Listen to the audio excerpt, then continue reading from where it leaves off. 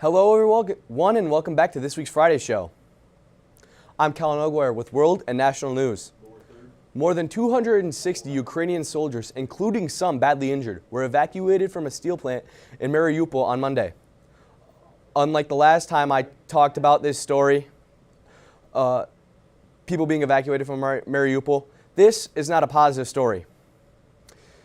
These soldiers were taken by Russian soldiers and transported to areas under Russian command. Mariupol's future is unknown, with Russia poised to take over any day now. Russia has been staying quiet about the possible impact of Sweden and Finland joining NATO. Both countries plan on sending delegations to Turkey to try and convince the Turkey leaders to accept their inclusion. Any expansion in NATO has to be approved by all current members. Russia has stated they plan on taking retaliatory steps if the two countries decide to join NATO. Russian President Vladimir Putin has stated that Sweden and Finland joining NATO is a big problem. That's all for world news, so let's head to national. A tragic shooting took place in Buffalo, New York last Sunday, the 13th.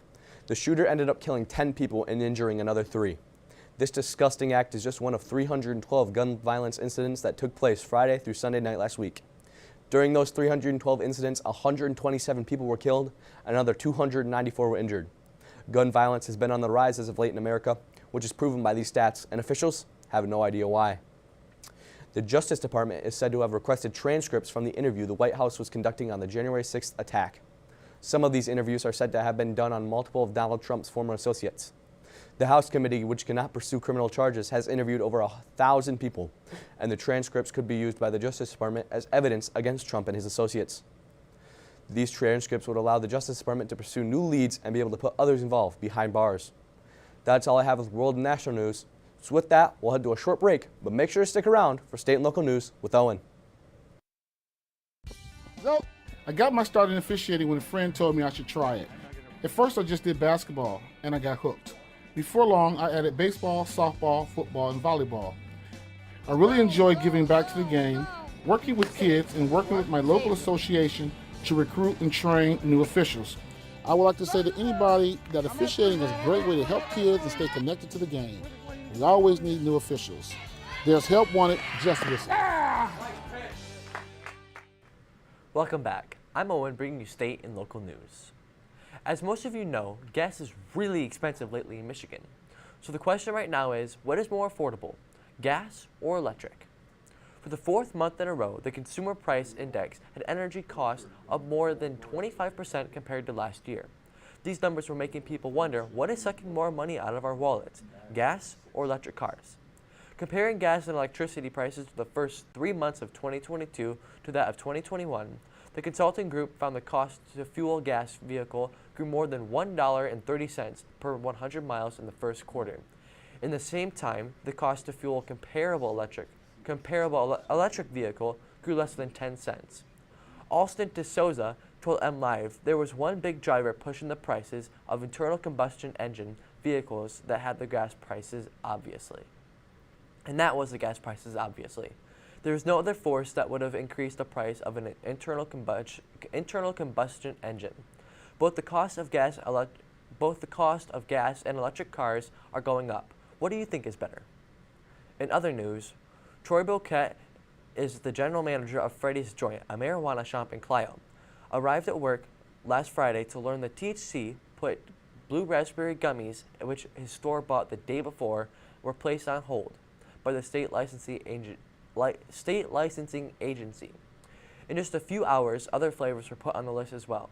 The gummies came from a licensed marijuana processor named Sky Labs in Mount Morris. The company actually specializes in making these type of edibles. Additional vaping products sold under a brand sometimes produced by Sky Labs had also been placed on hold. Edibles and vaping products are manufactured using THC oil concentrates, which typically presents fewer health safety risks, since it's separated from the living plant material that's more easily contaminated. The process used to extract THC does require use of potentially toxic solvents like ethanol, benzene, and acetone, that if not removed properly may cause a risk to consumers. Speaking of marijuana, let's jump into some local news. Montrose voted to have a marijuana dispensary right here in Montrose. The dispensary will be located where Roxy's Diner is. The diner will be torn down along with 2 houses. Many Montrose residents are not happy with the thought of having the dispensary, and some are happy with it. We do not know if there will be a growth plan in the store or not, but as the story unfolds, I'll keep you updated. There will be more information about this story in township meetings if you need more information.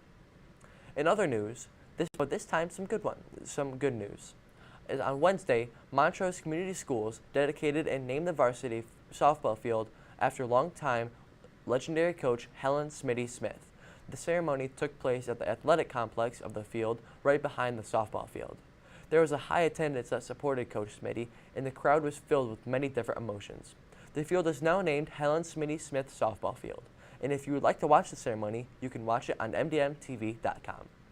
Don't forget, sign up for digital media next year. We could really use your help. That's all I have with state and local news. You'll hear from Noah with sports right after the short break. Mr. T's Mobile Repair of Montrose should be your medium and heavy-duty truck game-changing repair service. Mr. T's Mobile Repair Company specializes in medium to heavy-duty truck and hydraulic repairs. Give Mr. T's Mobile Repair a call to make a game-changing impact for your medium to heavy-duty trucks. That's Mr. T's Mobile Repair at 810-247-2459. The medium to heavy-duty vehicle repair game changer. Mr. T's Mobile Repair is our game-changing moment of the game sponsor. Good afternoon, everyone. I am Noah Gross, bringing you professional and local sports. The Detroit Tigers are 13-25 in the year after playing the Tampa Bay Rays. They had a 3-game series against the Rays and won once and lost twice. Final scores 3-2, winning and losing 8-1 and 1-6. The Tigers will start a 3-game series against the Cleveland Guardians starting tonight at 7:10 p.m. The Michigan Panthers are 1-4 in the year as they continue their losing ways as they lose to the Tampa Bay Bandits. Final score 27-20. The Panthers will now play the Birmingham Stallions, who are 5-0, tomorrow night at 7:30, hoping to get a win. The NBA lottery was last night, and the Pistons officially have the 5th pick in the 2022 NBA draft. And also congratulations to the Orlando Magic for getting the 1st overall pick in this year's draft. That's all I have for professional sports. Now let's take a look at hometown sports. Spring sports are almost over. Let's check in and see how these teams are doing. The Montrose baseball team is 6-13 on the year after picking up a win against Bentley. Final score 8-6, and then losing 5-2. The Rams have one more regular season game against Mount Morris at home. Game starts at 4 p.m. The softball team had a game against Kersley, but it sadly got canceled. But the softball field was still named in honor of Hall of Fame head coach Helen Smitty Smith, longtime Montrose softball, volleyball, basketball, and speedball coach. I got to interview Coach Smith when they named the field after her, and this is what she had to say. How does this day, what does this mean to you? I'm just overwhelmed. Seeing all my kids here, and I'm overwhelmed and humbled. What do you have to say to all the young coaches out there and their journey on coaching?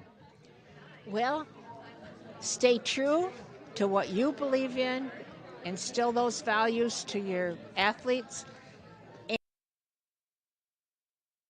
The game against K-Pac got canceled. These Lady Rams have one more game against Pinconning at home at 5 p.m. Good luck and go Rams. The track team has a meet at Chesaning this Friday at 1 p.m. The Rams also have a MAC Finals meet at Chesaning at 3 p.m. Then after that is the state meet. Good luck to these runners, track, and field members. That's all I have for local sports. Now let's head back up to Colin for some happy news.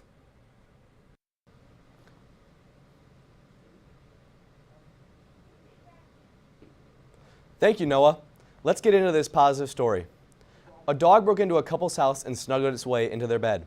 Jesse and Jimmy Johnson live in Tennessee and own 3 dogs. It's completely normal for them to wake up one morning with one of their dogs laying in their bed. But one morning, the dogs woke up with a dog that was not theirs laying in their bed.